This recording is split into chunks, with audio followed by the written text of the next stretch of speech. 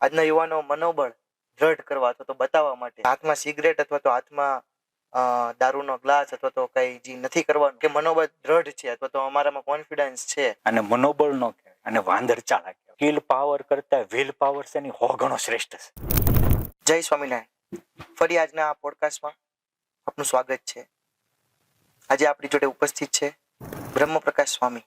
સ્વામી, બીજો એક પ્રશ્ન મને એ છે કે આજના યુવાનો મનોબળ દ્રઢ કરવા અથવા તો બતાવવા માટે, પોતાને બતાવવા માટે કે વ્યક્તિઓ બીજાને બતાવવા માટે એ ખબર નથી, પણ હાથમાં સિગરેટ અથવા તો હાથમાં દારૂનો ગ્લાસ અથવા તો કઈ જે નથી કરવાનું, અત્યારે કહેવાય છે ઇલેક્ટ્રિક સિગરેટ આવે, ઈ વેપ કંઈક કે લોકો, તો એ બતાવવા માટે એટલે કે મનોબળ દ્રઢ છે અથવા તો અમારામાં કોન્ફિડન્સ છે, આવું બધું બતાવવા, અથવા તો અમારામાં બહુ સ્ટ્રેસ છે, અમે બહુ કામ કરીએ છીએ, અમારામાં બહુ સ્ટ્રેસ છે એટલે અમારે આ કરવું પડે, તમે નથી કરતા એટલે તમારામાં સ્ટ્રેસ નથી, તમે કામ નથી કરતા, આવી બધી કહેવાય ને કે વાતો ચીતો ચાલે છે.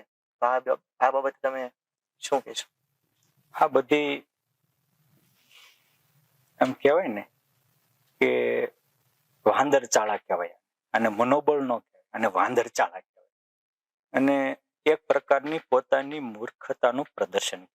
એક વસ્તુ કે પ્રત્યેક વ્યક્તિઓ પાસે 5 બળ હોય છે: તનબળ, બુદ્ધિબળ, મનોબળ, આત્મબળ અને ભગવત બળ. આ 5 બળ છે.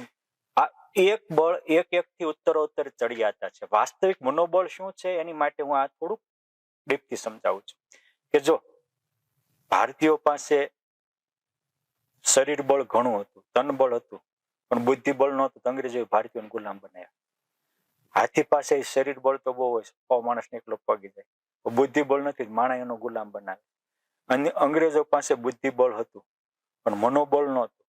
ગાંધીજી વલ્લભભાઈ પટેલ પાસે મનોબળ આવ્યું તો વગર હથિયારે કાઢી મૂકી. આ મનોબળની તાકાત છે.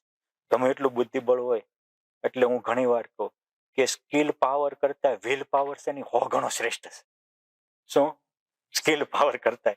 અને તમે જુઓ, આ લગભગ અમુક ભણીને પહેલો નંબર એ પાસે આવ્યો, એ તે મનોબળ જે હશે ને એની નોકરી કરતા હશે.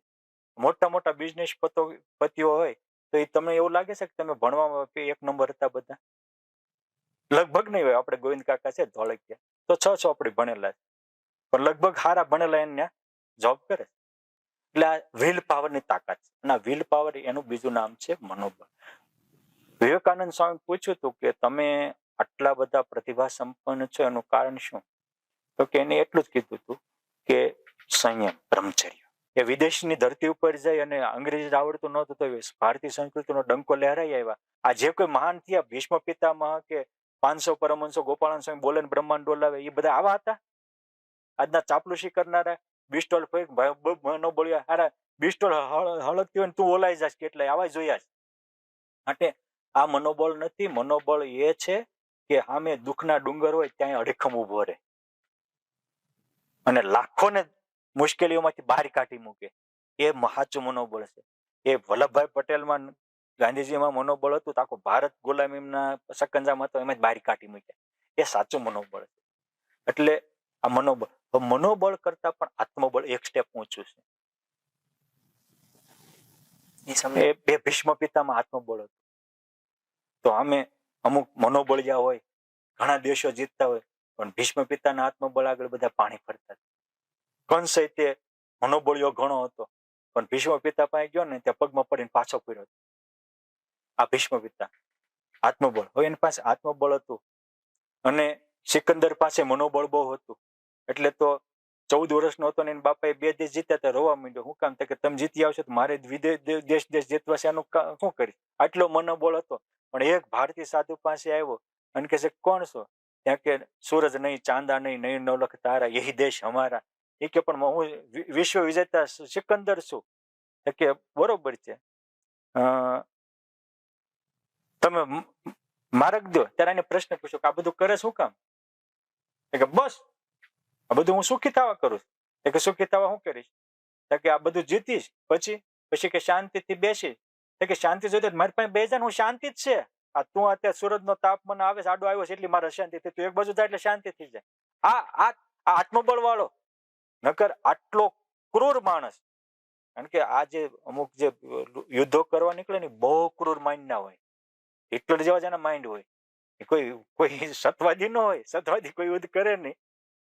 પછી આ આ રીતે મારે તે કેવું છે કે આ આત્મબળની તાકાત છે કે એ આવા વિશ્વ વિજેતા નીકળ્યા હોય ને એને કચરું કરી નાખે. એ આત્મબળમાં તાકાત છે. બીજો બોલી ન શકે. અને આત્મબળ હોય, આત્મકુમારી હોય, એને કઈ પડી જ ન હોય. એ તો દેશનો સક્ર ચમર બંધી હોય એમ કે તારે હું ને મારે હું. ભગવાન સ્વામિનારાયણ ને જગન્નાથપુરી મારવા ત્યાં થાય કે હું તો આત્મા છું, મને શું થાય. તમે જો ભગવાન સ્વામિનારાયણ ગુરુદેવ રામાનંદ સ્વામીનું આત્મબળ જુઓ, ભગવત બળ જુઓ, આ સમજવા જેવું છે. આ સ્વામિનારાયણ સંપ્રદાય આવા દેહાતીત નિત ડોલતા અને બ્રહ્મકુમારીએ બોલતા એને આના પાયા રોપ્યા. 11 વર્ષનો છોકરો ઉઘાડા પગે હિમાલયમાં જાય તો આ પગમાં પવલાઈ ન પડે એ કેટલાક દેહાતી થશે. હે શિયાળો આવે બધા બદ્રીનાથ થી જ્યોતિર્મઠ આવતા હોય ત્યારે ત્યાંથી સીધા જ કૈલાસ ને માનસરોવર ને કેદારનાથ ની યાત્રા ખેડે અને 6 મહિના સુધી ખાલી હવા પીને રે. કેટલું આત્મબળ છે. છોકરાને ખ્યાલ છે આજે હજી કોઈ યાત્રા નથી ખેડી શકતા. એટલે અમને મનોબળ અને આત્મબળ વિશે હા ખબર એ એટલે મનોબળ કરતા આત્મબળ એક સ્ટેપ ઊંચું છે. એટલે મેં કીધું સિકંદરમાં મનોબળ હતું, ભારતીય સંતમાં આત્મબળ હતું. તો મનોબળ વાળા આત્મબળ વાળા પાણી ભરે. અનેક મોટા ખુખારો ભગવાનને વન વિચરમાં મળતા હતા. એ મનોબળ તો હોય જ પણ એના આત્મબળ આગળ બધા કચરું થઈ જતા. આત્મબળ કઈ રીતે કેળવવું? કોઈ પણ બળ કેળવવું હોય એનો પહેલા તો સ્વીકાર કરવો પડે. આ વિશ્વના નિયમ છે કે સંશોધન 2 પ્રકારના હોય છે. એક સ્વીકાર્ય મોટું સંશોધન છે અને બીજું સર્જનીય સંશોધન છે. હું તમને ખાલી એક સમજાવવા માંગુ કે એવું કહેવાય છે કે ન્યૂટને ગુરુત્વાકર્ષણનો નિયમ શોધ્યો. તે ન્યૂટન આજથી સમથિંગ 300-350 વર્ષ પહેલા. એ પહેલા બધી કેરીઓ ને લીંબુ, જામફળ ને સીતાફળ ને એ ઝાડવે આવતા છે એટલે કે આકાશમાં ક્રિકેટ રમવા જતા છે. એને આ બધા સુરદડી રમતા છે. તો એ પહેલા ક્યાં પડતા હતા? નીચે જ પડતા. તો આ ગુરુત્વાકર્ષણ તો હતું જ તે ને. તો એને શું ગોત્યું? નામ આપ્યું ખાલી આવું કંઈક નામ. એટલે મારે એ કેવું છે એનો સ્વીકાર એ પણ સંશોધન છે. શું છે એનો સ્વીકાર? અને સ્વીકાર થયો તો એની શક્તિ પ્રગટ હતું તો ખરું જ. બહુ મેં કે ઊંડી વાત. હા માનો કે જગદીશચંદ્ર બોઝે એવું કહેવાય છે કે વનસ્પતિમાં જીવ છે એ શોધ્યો. તે પહેલા ક્યાં વનસ્પતિના જીવ બધા સમુદ્રમાં ફરવા જતા હતા અથવા હિમાલયની યાત્રાએ જતા હતા. ઝાડવામાં જીવ હતા જ. અને કોઈ પણ આ તો ઠીક છે જગદીશચંદ્ર એમની રીતે સંશોધન કરીને સિદ્ધ કરી બતાવી એ વંદનને પાત્ર છે. પરંતુ આપણા ઋષિમુનિઓ લાખો વર્ષો પહેલા લક્ષ 84 છે. હું તમને આ એક કોમન નિયમ છે કે આપણે કોઈ માણસની ડેડ બોડી થાય પછી એમાં કોઈ ન્યૂનાધિકપણો આવે છે, વધે છે, ઘટે છે, એવું કઈ થાય. શું કામ? જીવ જતો રહ્યો. ઓકે. તો આ માણસ બાળ યુવા અવસ્થાને પામે, વૃદ્ધ અવસ્થાને પામે. શું કામ પામે? જીવ છે એટલે જ. તો કોઈ પણ જન્મ એ મોટું થાય છે. આ આપણી 5 સ્થિતિ છે. અસ્થિ, જાયતે, વર્ધતે, સ્થિયતે, અપક્ષીયતે અને નશ્યતે. આ 6 સ્થિતિ છે. એ તમને પશુ પંખીમાં જોવા મળે છે, ઝાડવામાં જોવા મળે છે. એ જે જીવ છે એની સાબિતી છે એમાં તે. એટલે મારે કહેવાનું છે કે એ હતા જ પણ એને જે છે એનો સ્વીકાર કરાવવો એ સંશોધન છે. આપણા ઋષિમુનિ યુગ વર્ષો પહેલા કીધું હતું કે આ પૃથ્વી સૂર્ય પરથી ફરે છે. ગેલીલીએ એ કર્યું પણ સ્વીકાર કર્યો તો આજે એ ગતિના નિયમ ઉપર ને ગુરુત્વાકર્ષણના નિયમ ઉપર જ આ પ્લેનો ઉડે છે, મોટા બિલ્ડિંગો બંધાય છે, ઉપગ્રહો છોડાય છે. આ છે એના સ્વીકાર પછી સર્જન રૂપી સંશોધન ચાલુ થયું. તમારો પ્રશ્ન છે કે સ્વામી આત્મબળ કેળવવું શું કામ? તો હું બ્રહ્મ છું એનો સ્વીકાર કરો પછી જ આત્મબળ થાય. એ છે એ મોટું સંશોધન છે.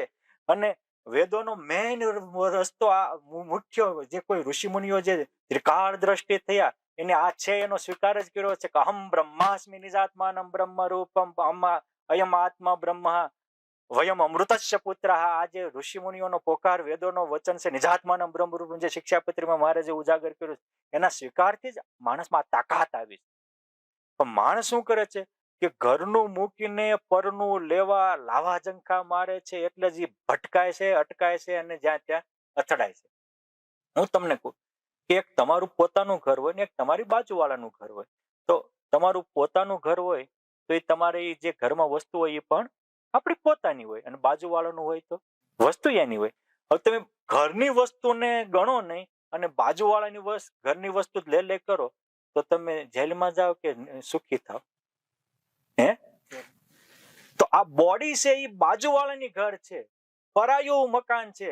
જેવું શેને ફરે છે ગુમાનમાં તારે રહેવું ભાડાના મકાન. આ બોડી જ આપણી નથી તો બોડીમાં રહેલા કામ, ક્રોધ, લોભ, મદ, મોહ, આશા, તૃષ્ણા આપણા હોય ક્યાંથી?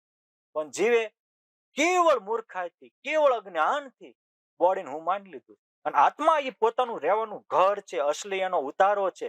એટલે આપણા ઋષિ મુનિઓ ભગવાન સ્વામિનારાયણ એમ કહેતા હતા કે તમે પોતાને બ્રહ્મ માનો, આત્માને ઓળખ્યા વિના રે ભવના ફેરા નહીં મટે. અને ભ્રમણા, આ હું દેહ છું, ભ્રમણા છે, આ મારી માતા છે, આ મારા પિતા છે, બોડીના છે. બોડી જ નથી રહેવાની, બોડીના મા બાપ ક્યાંથી રહેશે? અને આત્મા અજર અમર છે. એટલે તમે જો દીકરો હોય, બાપા હોય ને બાપાના બાપા હોય, તેને હાથ જોડીને કહે છે કે હે પ્રભુ તમે એવું માતા છે પિતા, એ અસલી મા બાપ છે. અને બોડી નકલી છે તો બોડીના મા બાપ પણ નકલી છે. ડુપ્લિકેટ ને અસલી માને છે અને અસલીને ભૂલી જાય છે, એટલે અધોગતિ થાય. માટે આત્મબળ કેળવવું હોય તો જેને કેળવું છે એને આ બેઝ ઉપર જ કેળવું છે કે અસલીને પોતાનું અસલી માન્યું છે. હું બ્રહ્મ છું, મારામાં પ્રગટ પરબ્રહ્મ છે, હું મુક્ત છું, પુરુષોત્તમથી યુક્ત છું. આટલામાં વેદ પુરાણ ને શાસ્ત્ર બધું આવી ગયું. આખિર બધાનો પુરાણ સાર તો એટલો જ છે કે આ સત્યનો સ્વીકાર કરો, અને સત્યના સ્વીકારથી આત્મબળ આવે છે. અને એને સ્વીકારવા માટે પણ પરમાત્માની ઉપાસના અનિવાર્ય છે. એ પાંચમું બળ છે, ભગવત બળ. ભીષ્મ પિતા પાસે આત્મબળ હતું પણ ભગવત બળ નહોતું. અર્જુન પાસે ભગવત બળ હતું, એટલે એ મહાભારતના યુદ્ધમાં આબાદ જીતી શક્યા. એ વિવેકાનંદ સ્વામી હોય, ગોપાળાનંદ સ્વામી, ગમે એવા મારો કરતા આવતા હોય. મેં હમણાં કીધું ને કે ઓલા હિંમતલાલ ને મોહનલાલ અધોગતિ ભગવત બળ હતું. એવા બ્રહ્મ રાક્ષસ પેલાને પળમાં બેડો પાર કરી દે. એ ભગવત બળની તાકાત છે. એ સંકલ્પ કરે અને સૃષ્ટિ નવી સર્જી આપે, એ ભગવત બળથી થાય. એટલે સર્વોત્તમ બળ છે એ ભગવત બળ છે. અને અર્જુનને ભગવાનનું બળ હતું, એ ભગવાનના બળને સ્વરૂપ નિષ્ઠા કહેવાય. અને એટલે ભગવાને વચનાવતમાં પણ કીધું સુખી થાવ હોય તો હંમેશા ભગવાનનું બળ રાખજો. અરે મારા બાપ, તમે કઈ કામકાજ કરતા હોય તોય તે આજુબાજુ આલિયા માલિયાને રાજી કરવા ન કહેતા, કેમ જે કોઈ ફળ પ્રદાતા નથી અને એની પાસે વળતરની ઈચ્છા ન રાખતા. વળતર તો મારો વાલો આપે અને એ આપશે તેથી ખપ્પર ફાડીને આપશે, કોઈ રોકી નહીં શકે. માટે ભગવત બળ એ સર્વોત્તમ બળ છે. અને આ જે મનોબળ કે છે તો વિવેકાનંદને કોઈ પૂછ્યું તો તમારા મતે ઝેર શું? તો કે જરૂરિયાત વગરનું બોલવું એ ઝેર છે, જરૂરિયાત વગરનું જોવું એ ઝેર છે, આ જરૂરિયાત વગરનું બિસ્ટોલું ફૂંકતા ફૂંકતા મનોબળિયા કે છે એ બધું ઝેર કરે છે. આ જરૂરિયાત વગરનું ઝેર માણસને વિનાશ કરી નાખે. માટે એ ઝેરથી બચો અને સત્યને સ્વીકારી આપના જીવનને ઉજાગર કરો. સ્વામી ગોપાળાનંદ સ્વામીની જે વાત ચાલી એમાં મારે એ પૂછવું છે કે સાળંગપુર દાદાનો મહિમા શું છે? ગોપાળાનંદ સ્વામીએ એમના આખી શું સ્થિતિ હતી ત્યારે શું થયું અને દાદાએ કર્યું? કોઈ ઉદાર હોય, સમર્થ હોય અને કરુણાળુ હોય, આ ત્રણેય હોય તો એ ધારી કરી શકે. ઘણીક વાર પાસે હોય તો ખરો, સમર્થ હોય પણ ઉદાર ન હોય તો આપી ન શકે. ગોપાળાનંદ સ્વામી કરુણાળુ હતા, ઉદારી હતા અને સામર્થ્યના ધણી હતા. એટલે સ્વામી જાય ને, જેમ કોઈ ઉદાર માણસ હોય, અબજોપતિ હોય તો જાય 2-5 લાખ રૂપિયા સહજ આપતો આવે, એ એની ઉદારતા છે. એમ ગોપાળાનંદ સ્વામી સામર્થ્યના ધણી હતા, એટલે જાય ત્યાં સામર્થ્ય મુકતા ગયા છે. આજે તમે જયારે સારંગપુર દાદાનો ઇતિહાસ પૂછો એટલે કે ત્યાંના જીવા ખાચરના દીકરા વાઘા ખાચર હતા. એકવાર ગઢપુરમાં ગોપાળાનંદ સ્વામીના પગ પકડીને રડી પડ્યા. સ્વામી કે સત્સંગી થઈને રડો છો શા માટે? કે સ્વામી અમારે 3 દુકાળ છે. સ્વામી કે ઓલી 3 દુકાળ? કે એક તો આ વર્ષે વરસાદ પડ્યો ને એ દુકાળ, બીજો કે સ્વામી અમારા ઘરે હવે ખાવાના ફાફા પડે છે એટલે સંપત્તિ નથી એ દુકાળ, અને ત્રીજો કે સંપત્તિ નથી, રસ્તાનું ગામ છે, સત્સંગીઓ બધા આવતા જતા હોય એટલે અમારી ક્રેડિટ જાય છે, અને અમારી પરિસ્થિતિ જો કોઈ સંતો તમારી જેવા આવતા નથી એટલે એ ત્રીજો દુકાળ છે. સ્વામી એક દુકાળ માણસ જીરવી શક્યા, 3 દુકાળ જીરવવા કેમ? આ તો ક્ષત્રિય હતા, બોલીના ચતુર હતા અને દિલથી બોલતા હતા. એટલે સ્વામીનું દિલની વાત દિલને સ્પર્શે, હોઠની વાત હોઠે અથડાઈને જાય. સ્વામી કહે છે હાલ હું આવું, તને એક તારો નવો ભાઈ બનાવી દઉં, તારા તઈને કાળને કાપી નાખશે. પછી ગોપાળાનંદ સ્વામી ત્યાં આવ્યા અને બોટાદના કાનાકડિયા વેલી સ્વામીએ ત્યાં પાદરમાં એક પાળ્યો હતો સારામાં સારો. એને કહ્યું કે આમાં તમે હનુમાનજી કોતરો, કે પણ મને આવડે નહીં. ત્યારે સ્વામી એક સ્વામિનારાયણ ભગવાનના સંતોની એક ખૂબી હતી. ગોપાળાનંદ સ્વામી યોગી એવા હતા, વિદ્વાન પણ પ્રસ્થાન ઉપર ભાષ્ય રચે એવા હતા. તો સ્વામી શિલ્પકલા કલાકાર એવા હતા. આમ સ્વામી ઓલા બેસી આમ પગ ઉપર પગ નાખીને આમ આમ ચડીએ આમ કર્યું, આ રીતનો ખહરો કર્યો, બનાવ્યો આ રીતે. એટલે સ્વામી આવડે નહીં, માથે હાથ મૂક્યો, જા હોળી કલા તાલા ખીલશે. અને તમે જો ગોપાળાનંદ સ્વામીએ થાપેલા હનુમાનજી સસન્ય હનુમાનજી, તમે યુનિક લાગશે. હનુમાનજી તો ગામડે ગામડે ગલીએ ગલીએ છે. અને ઘણા મને કે સ્વામી હનુમાનજી, અરે મારો ખુદનો અનુભવ કહું કે હું નાનો હતો નિશિલભાઈ, તો હું પણ સારંગપુર હનુમાનજી મહારાજની ઘણી વાર મેં પદયાત્રાઓ કરેલી. મારો પૂર્વના ગામથી સારંગપુર સમથિંગ 28-29 કિલોમીટર દૂર થાય. શનિવારે આવતો. પણ એક વિચાર આવ્યો કે આ હનુમાનજી મહારાજની એટલી બધી માનતાઓ રાખે છે ને, લોકો આવે છે, આનું કારણ શું? હનુમાનજી તો ગામડે ગામડે ગલીએ ગલીએ છે. અમારા ગામમાં ત્યાં 8 હનુમાનજી હતા. એક મેં હનુમાનજી નું આખી દેરી નવી કરાવી પૂર્વાશ્રમમાં. દૈવત આય કેમ? પછી ખબર પડી, ઓહો આ તો સ્થાપકનું દૈવત છે. દેવનું દૈવત કરતા સ્થાપકનું દૈવત વિશેષ છે. અને એ હનુમાનજીમાં જે સામર્થ્ય મૂકી એ યોગ સમ્રાટ ગોપાળાનંદ સ્વામીની સામર્થ્યનું આજે મૂર્તિમાન સ્વરૂપ છે. લોકો માને કે ન માને, સત્યને કોઈ ઠોકારી નહીં શકશે. અને હું તો ચેલેન્જ આપીને કહું છું કે હનુમાનજીમાં દૈવત હોય તો તમારે ગામડે ગામડે ગલીએ ગલીએ ત્યાં કેમ લોકોના ટોળા નથી થતા? અહીં શું કામ આવે? અહીં મારા બાપ હોના કામ થાય છે એટલે બધા દામ ખર્ચીને આવે છે. અહીં કામ, અને કામ કોણ કરે છે? ગોપાળાનંદ સ્વામી પેલું સામર્થ્ય કામ કરે છે. અને આજે તો કોઈને મિનિસ્ટર થવું હોય કે ધારાસભ્ય થવું હોય તો ત્યાં માથું ટેકવીને ફોર્મ ભરે ત્યારે એ ધારાસભ્ય થઈ જાય. વિદેશના વિઝા પણ ત્યાં માથું ટેકવવા આવે એને મળી જાય છે. અને ભૂત પ્રેતાદિકનું તો એ હબ ગણાય. કોઈને અનિષ્ટ તત્વો વળગ્યા હોય, આજે એનો પ્રતાપ છે, એની છડીને અભિષેક કરેલું કોઈ કાંડે દોરો બાંધે તોય તે માણસને અનિષ્ટ તત્વોથી રક્ષા થાય. એટલે આ હનુમાનજી મહારાજનું દૈવત છે. હનુમાનજી મહારાજની સ્થાપના એક જગ્યાએ નથી કરી. સ્વામીએ રોકડિયા હનુમાનજી મહારાજ આણંદના હોય કે કમિયાળાના હનુમાનજી મહારાજ હોય, ભોંયકાના હોય કે ગોરખિયાના હોય, જ્યાં જ્યાં ગોપાળાનંદ સ્વામીએ સ્થાપ્યા ત્યાં ઓલું છે. અને એવું નથી કે હનુમાનજીમાં સ્વામીએ જ્યાં જ્યાં બોટાદમાં ચરણાઈમાં એવું અપાર ઐશ્વર્ય મૂક્યું છે. કલાલીમાં લાલજી સ્વામી પૂજાના આપ્યા, એમાં પણ લાખો લોકોના કામ થાય એવું દૈવત મૂક્યું છે. ઉમરેઠમાં સ્વામીએ ભાષ્યોની રચના કરી, ઓરડીમાં આજે હજારોના મનોકામની પૂરા થાય છે. સ્વામીએ જ્યાં જ્યાં સંકલ્પ કર્યો એમાં તાકાત હતી એટલે બધી જગ્યાએ દૈવત મૂક્યું છે. માટે આ પણ એક સમજવા જેવો મુદ્દો છે. અને એ વિચારવાને વિચાર આવે. હું પોતાનો એનો જીવતો જાગતો નમૂનો છું કે મને ખબર પડી કે આ ગોપાળાનંદ સ્વામી અધિક દૈવત છે. એટલે આજ હું એ પછી વિચારમાંથી આજ હું આ કક્ષાએ બેઠો.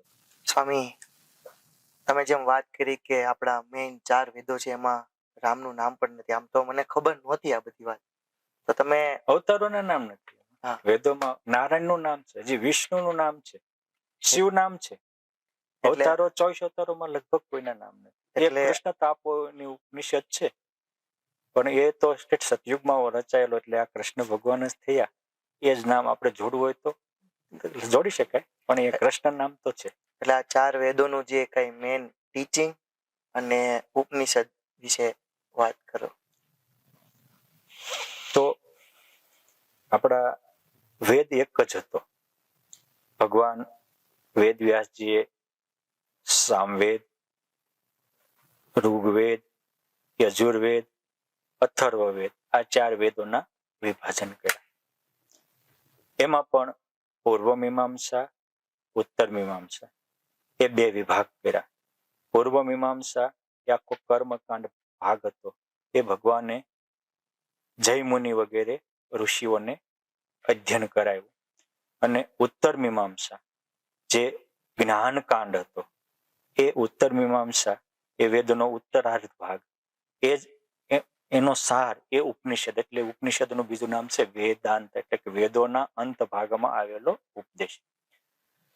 વેદ શબ્દ છે એ વિદલરૂ જ્ઞાને માંથી નિષ્પન્ન થયેલો છે. એટલે વેદનો અર્થ થાય સત્ય જ્ઞાન, સાચા જ્ઞાનને પ્રકાશે.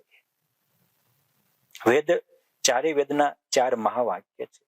પહેલું વાક્ય છે તત્વમ અસી, એ બૃહદારણ્ય ઉપનિષદમાં આવે છે અને એ ઋગ્વેદનું વાક્ય છે. અહમ બ્રહ્માસ્મિ યજુર્વેદનું વાક્ય છે. અયમ આત્મા બ્રહ્મ ને પ્રજ્ઞાનમ બ્રહ્મ, આ પણ સામવેદ અને અથર્વવેદના વાક્યો છે. આ 4 મહાવાક્યો એક એક વેદનો અર્ક છે. પહેલું વાક્ય છે તત્વમ અસી, તે તું છો. ઉદાલક ઋષિના પુત્ર શ્વેતકેતુ થયા. 12 વર્ષ સુધી ઋષિ પુત્ર હોવા છતાં અધ્યયન કરવા ન ગયા.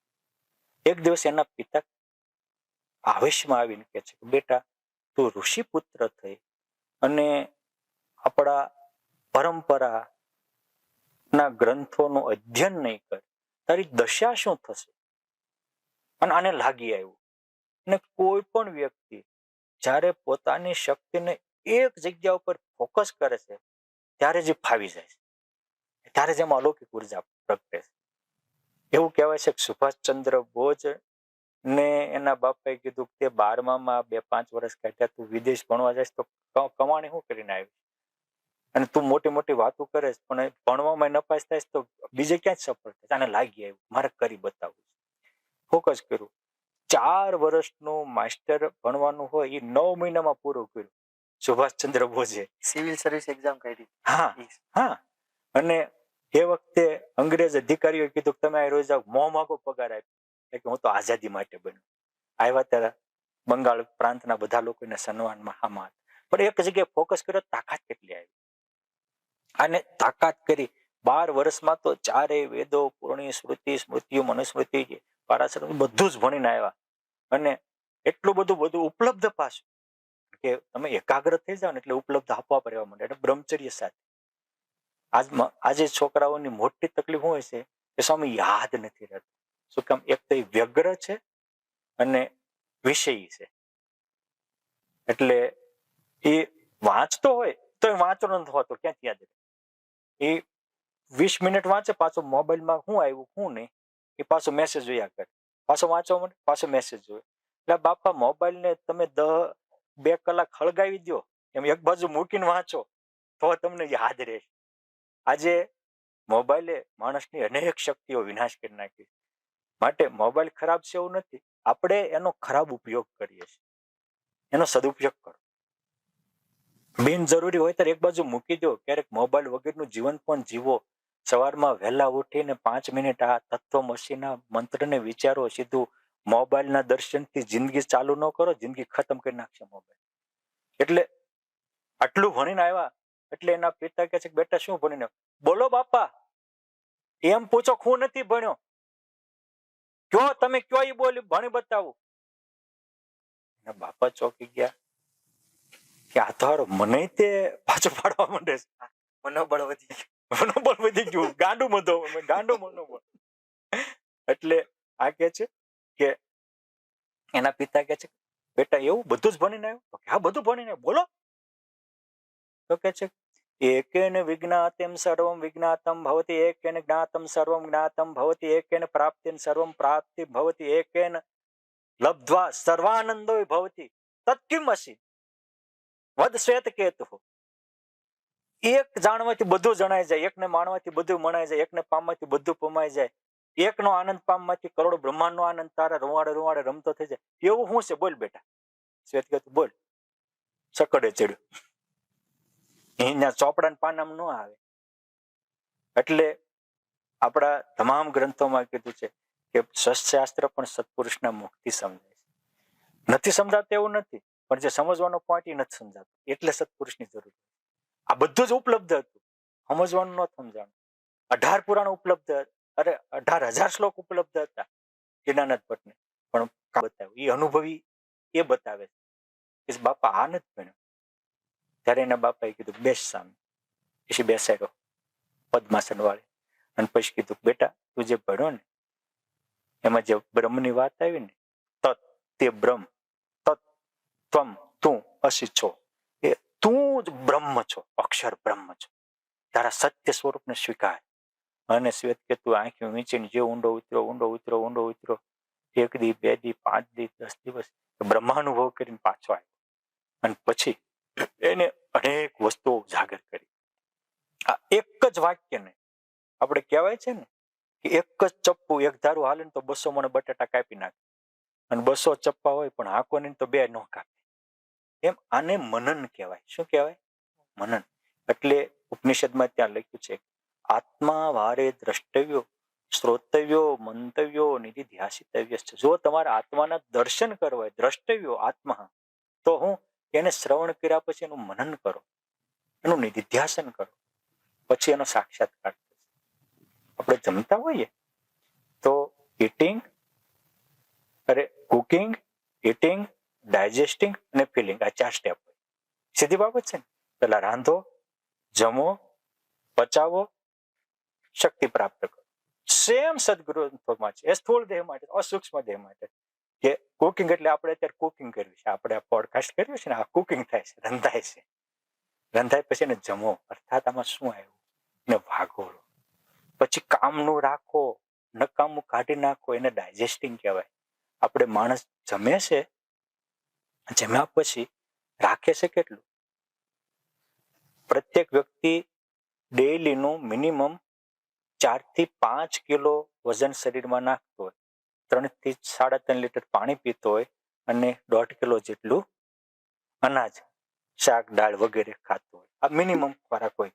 પછી માંદા હોય અથવા તો બળિયા હોય એ વસ્તુ અપવાદ છે, પણ કોમન આટલું હોય 4 થી 5. એમાંથી શરીર બોડી રાખે કેટલું? 10 થી 15% રાખે. 1 કિલા 1 ગ્રામ રાખે. કેટલું? 1 કિલા 5 કિલો હોય તો રોજનું 5 ગ્રામ રહે કે 6 ગ્રામ વજન 1.5 ગ્રામ રાખે. એટલે લગભગ વ્યક્તિને તમે સમજો 1 કિલા 1 ગ્રામ એટલે રોજનું 5 ગ્રામ કે 6 ગ્રામ ગણો તો મહિનાનું કેટલું થાય? 150. 12 મહિનાનું કેટલું થાય? 144 ને એટલે સમજો એટલું જ તે 1.5-2 કિલો વજન જ વધતું હોય. પણ એટલું જ વજન વધતું હોય. મહિને 12 મહિને માણસનું 1.5-2 કિલો જ વજન વધતું હોય. ઝાઝું વધતું હોય, અમુકનું એટલું ન વધતું હોય. આટલું જ રાખે છે. આ મારેથી કહ્યું છે આ પ્રક્રિયાનું નામ ડાયજેસ્ટિક કહેવાય. કે રાખ્યા પછી સાંભળ્યા પછી કામનું રાખો, બીજું છોડી દો. રાજમાણ શું કરે છે? મળમૂત્ર ને હંગરે છે ને લોહીને કાઢી નાખે એટલે બળજો નથી. શરીર શું કરે છે? આપણું શરીર પણ ગુરુ દત્તાત્રેય ભગવાનને માન્યું છે. શરીર પણ એને કામનું હશે ગમે એટલું ખાતું છે, બાકી ઉલટી કરી નાખશે. કામ મળમૂત્ર દ્વારા એ જે કામનું રાખવું ને નકામું કાઢી નાખવું એને કહેવાય ડાયજેસ્ટિંગ, એને કહેવાય મનન. અને પછી જે રાખ્યું છે એને ઘુમડાવો. પછી જે રહ્યું એનું બ્લડ બન્યું એ શરીરમાં સર્ક્યુલેટ થાય એટલે શક્તિ આવે. એમ એને પછી જે રાખ્યું એટલે એક જ મંત્ર રાખ્યો હું તત્વમ અસી. એ મનન કર્યું, એને કાઢ્યું અને પછી એને કર્યું એટલે અનુભૂતિ થઈ. આ એક વેદો આત્માને પરમાત્માની અનુભૂતિ માટે છે, વિષયથી પાછા વાળી અને ઈશ્વર તરફ ગતિ કરાવવા માટે છે. બીજો મંત્ર છે તત્વમ અસી. પછી કે અહમ બ્રહ્માસ્મિ. આ પણ એ છે. છાંદોગ્ય ઉપનિષદમાં યાજ્ઞવલ્ક્ય ઋષિ કાત્યાયની અને મૈત્રી બે એની પત્નીઓ છે, એનો સંવાદ ચાલે. એની પાસે યાજ્ઞવલ્ક્ય ઋષિના આશ્રમમાં એવું કહેવાય છે કે 40,000 ગાયો હતી, 25,000 વિદ્યાર્થીઓ વેદાધ્યયન કરતા. રાજાઓ તરફથી એને વર્ષાસન મળતું. અને આપણે ભારતીય સંસ્કૃતિ એ કૃષિ પ્રધાન સાથે ઋષિ પ્રધાન હતી. આપણા ઋષિમુનિઓ એક બાળકોને જે ભણાવતા હતા એ જીવ વિજ્ઞાન, મનોવિજ્ઞાન, પદાર્થ વિજ્ઞાન, અશ્વ વિજ્ઞાન, શસ્ત્ર વિજ્ઞાન, અસ્ત્ર વિજ્ઞાન, આ બધા જ પ્રકારના ભૂગોળ વિજ્ઞાન, અવકાશયાન, આ બધું જ ભણાવતા હતા. પરંતુ દુઃખની વાત છે કે આપણી ઋષિમુનિઓની શિક્ષણ પદ્ધતિ નાબૂદ થઈ અને આંધળો અનુકરણને કારણે એ વખતે તો અંગ્રેજોએ ચડાવ્યું, પણ આજે આપણે હજી એ એના ચડાવેલા વળથી એને મજબૂત કરતા જાવીશ એ ખુદની વાત છે. જ્યાં સુધી ભારત દેશ એ ઋષિ સંસ્કૃતિમાં નહીં આવે ત્યાં સુધી એ કોઈ દિવસ સુવર્ણયુગ નહીં બને. એ આપણા ઋષિ મુનિઓનું જે વિજ્ઞાન છે, વેદોમાં વિજ્ઞાન છે, ઉપનિષદોમાં છે, રામાયણ ગીતા, આજે તમે વેદોનો જોઈએ કાંઈ નહીં, પણ ખ્રિશ્ચનોમાં શું ખાસિયત ખબર છે તમને? અરે ઇસ્લામોમાં એની મોટા મોટી યુનિવર્સિટી ઈરાનમાં છે. યુનિવર્સિટીમાં 7.5 લાખ ઉપરાંત વિદ્યાર્થીઓ ભણે. આખું કુરાન કંઠસ્થ હોય એને જ એન્ટ્રી મળે. અને આજ ભારતીયો પાસે ગીતાના 5 શ્લોક મોઢે કરાવે ને તો ટફ પડે છે. અને પોતાની જાતને હિન્દુ સંસ્કૃતિ માનીને અમુક તો કૂદ્યા જ કરે છે વાંદરાની. 5 શ્લોક તો આવડે. આ તો સારું થયું, ઓલા પુલવામા એટેક થયો ને એટલે એને એ પૂછ્યું કે તમે મુસલમાન કુરાનના કલમા બોલો. એવું બોલ્યા હોત કે તમે હિન્દુ હોત 5 ગીતાના શ્લોક બોલો તો તમને છોડી દો, કેટલા બોલી શકે? ઓલાના ક્રૂર માણસો પણ કોન્ફિડન્સ સાથે બોલી શકે મુસલમાન હોય કુરાન આવડતું જ હોય. એમ આપણે કોન્ફિડન્સ સાથે બોલી શકો હિન્દુ હોય તેને ગીતાના શ્લોક તો 5 આવડતા જ હોય, ઉપનિષદના મંત્રો તો આવડતા જ હોય. તે દિવસે ભારતીય સંસ્કૃતિ પાછી આવે છે. આની તાકાત છે. આ આટલું મોટું હતું. 20,000 ગાયો આપી અને એ જ્યારે ચાલતા થયા તો આટલું ધન સંપત્તિ મળે કોણ રાજી ન થાય? કાત્યાયની જ રાજી થઈ ગઈ. મૈત્રીએ પ્રશ્ન પૂછ્યો કે પતિદેવ ક્યાં જાવ છો? તો કે બસ પરમાનંદને પામવા જાવ છું. તો કે શું આટલી ધન દોલત સુખ સાહેબી છે આ પરમાનંદ? તો કે જે પરમાનંદ છે એની આગળ આ બધું તુચ્છથી પણ તુચ્છ, કચરાથી પણ કચરું છે. આજે આપણે કચરા માટે માથા કપાવીએ છીએ. કચરાથી પણ કચરું છે. પછી એને મૂકી તો કે તમે જે પરમાનંદ પામવા જાઓ છો એ જ પરમાનંદ પામવા મારે પણ આવવું છે.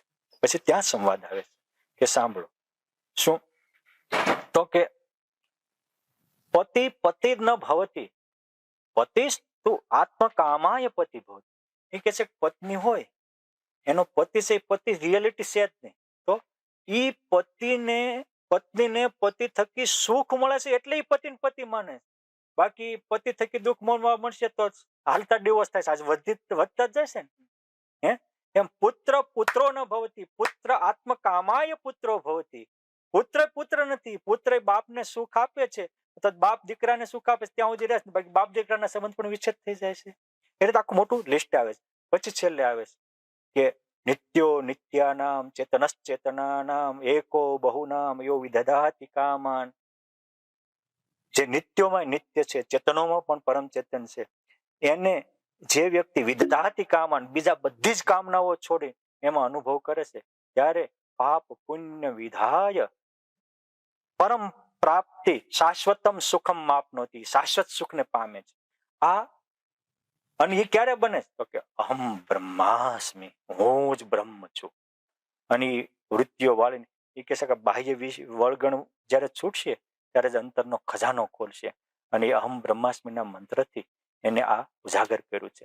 ત્રીજો વેદ છે નો મંત્ર છે પ્રજ્ઞાનમ બ્રહ્મ. આની માટે કરવું શું? તો કે તમારી પ્રજ્ઞાનો અર્થ થાય બુદ્ધિ. બુદ્ધિને વિકસાવો. હું બુદ્ધિનો વિકાસ શું અને બુદ્ધિનો વિનાશ શું? તો બોડીને જ પોતાનું સ્વરૂપ માને એ બુદ્ધિનો વિનાશ છે. અને પ્રજ્ઞાને એવી વિકસાવો, પ્રજ્ઞા એવું કરવા માંડે કે હું જ બ્રહ્મ છું. પ્રજ્ઞાનમ બ્રહ્મ. બુદ્ધિમાં બેસાડજો હું બ્રહ્મ છું. કારણ કે બુદ્ધિ જ્યાં સુધી સારો નિર્ણય લઈ નહીં શકે ત્યાં સુધી કોઈ કાર્ય થતું નથી. અને કોઈ પણને પામવા માટે અગત્યની બાબત હોય તો નિર્ણય છે. ચેલેન્જ સામે સ્થિર રહી શકો તો નિર્ણય સાચો છે.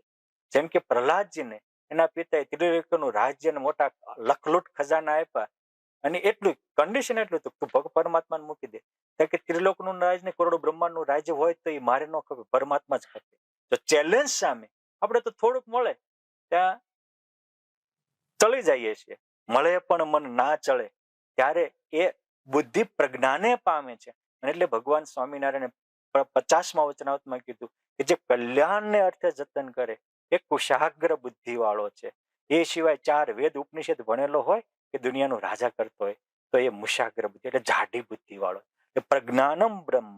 બુદ્ધિનો વિકાસ કરો, બુદ્ધિને પ્રજ્ઞા તરફ દોડો એક જ વાર રત્નાવલીએ કીધું કે આ હાડચામના હરામમાં દેહમાં પ્રીતિ છે એવી રામમાં કરી તારો બેડો પાર થઈ જાય છે. અને એને બુદ્ધિને પ્રજ્ઞાને વિકાસ કર્યો તુલસીદાસજીએ. તો એ કામી તુલસીદાસ મહાત્મા નિષ્કામી તુલસીદાસ બની ગયા. આ પ્રજ્ઞાનમ બ્રહ્મ એક સારો નિર્ણય. અયમ આત્મા બ્રહ્મ એટલે કે આત્મા એ હું જ બ્રહ્મ છું. ગુણાતીતાનંદ સ્વામી કે જેમ અજ્ઞાની છે હું દેહ છું એમ ભજન કરે છે એમ હું આત્મા છું, અક્ષર બ્રહ્મ છું ને મારામાં સર્વ અવતારના અવતારી સર્વ કારણના કારણ પ્રગટ પર બ્રહ્મ છે. આમ ભજન કરવું આઠે પર એમાં સાંખ ને વેદ બધું આવી ગયું. એમાં આ ઉપનિષદો પણ આવી ગયા.